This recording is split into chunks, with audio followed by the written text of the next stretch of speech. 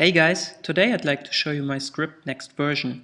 Now when it comes to rendering your comps out of Nuke, you probably need to version your renderings because there are always changes that have to be done, but you don't want to lose old renderings. And this is where there comes lots of repetition, which is now handled automatically for you. With nextVersion, your script and write nodes are versioned up automatically, and even the render directories are created for you on the fly, so you don't have to do that manually.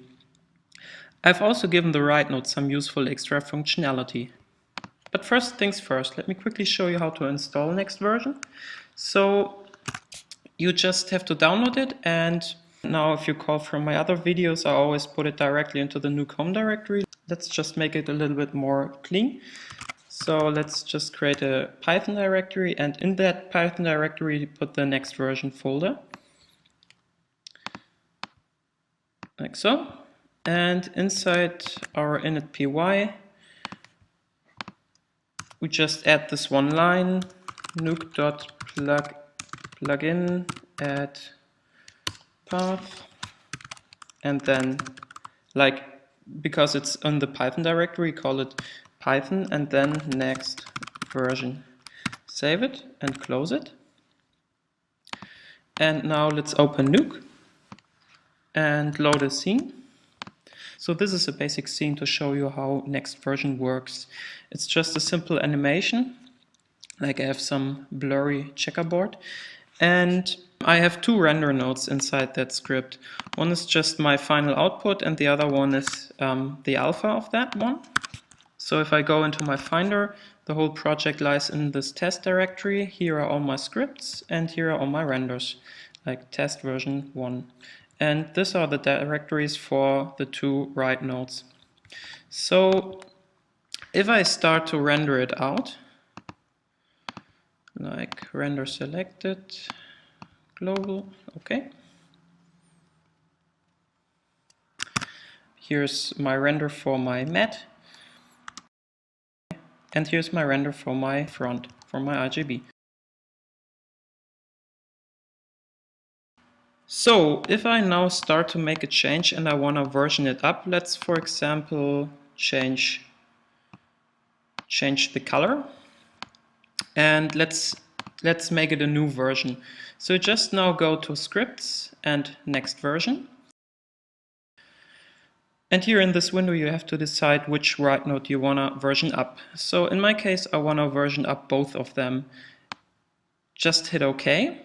And I get a message successfully versioned up. And if I now go into my Finder, I automatically get created this test version 2 folder with the corresponding write node directories. So the script also gets versioned up. So in a nutshell, what's happened is the script itself got versioned up, and each write node that was ticked got versioned up as well, and the directories were created automatically. So if I select these write nodes again and render selected, hit OK. Render is done.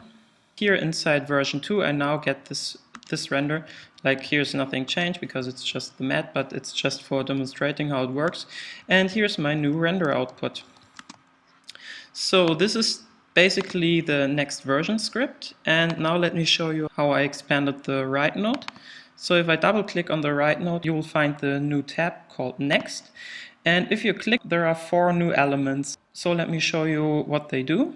The first one, Reveal in Explorer, does exactly that. If we click on that, then this file path gets opened in the Finder. So if I click in it, the Finder jumps directly to that folder. I can also version up one write node manually. So let me make that one smaller. So if I click Create Next Version, successfully versioned up, here I get the new folder test version 3, and I only get this folder for my final output. So I can also manually increase that one, create next version, successfully versioned up, and here I get the render directory, and also this write node is versioned up. So with this next button, Force Create Directory, I make sure that this output directory exists, so I can force to create this one. So if I don't want to call it final out, let's just call it RGB out. And because at the moment this directory doesn't exist, if I hit the render button, the render wouldn't start because the directory doesn't exist. But let's put that to the side again. If I click on this button now, this folder gets created automatically and also get the message that it was successfully created. So the last element in the write node is a pretty handy thing.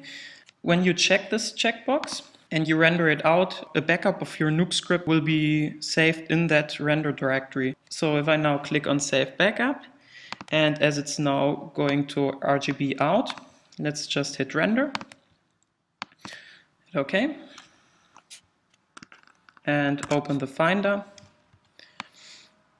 You can already see next to my render out, there you will also find the backup of the script. So this becomes pretty handy because you will always have a backup of your render. So this is pretty much the nextVersion script. So if you like it, feel free to leave me a comment, and yeah, thank you. See you soon.